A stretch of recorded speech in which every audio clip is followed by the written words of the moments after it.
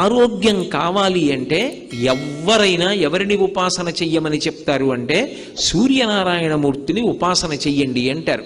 ఇప్పటికీ పిల్లల దగ్గర నుంచి పెద్దల వరకు సూర్య నమస్కారాలు చేస్తారు. ఆ సూర్య నమస్కారాల్లో కేవలం 10 విధములైనటువంటి భంగిమలతో చేసే నమస్కారాలు ఉన్నాయి. అవి తేలికగా చెయ్యడానికి వీలుగా ఉంటాయి.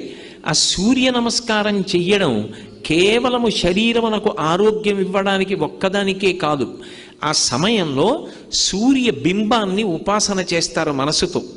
ఆ ఉపాసన చేసిన కారణం చేత దృష్టి నిలబెట్టడం కూడా అలవాటు అవుతుంది. దృష్టిని కేంద్రీకరించడం, ఒక విషయాన్ని పరిశీలిస్తున్నప్పుడు, ఒక విషయాన్ని చదువుతున్నప్పుడు, ఒక విషయాన్ని వ్రాస్తున్నప్పుడు దృష్టిని దాని మీదే కేంద్రీకరించగలిగినటువంటి శక్తి దేని వలన ఉత్పన్నమవుతుంది అంటే కేవలముగా ఆ సూర్య నమస్కారముల యందు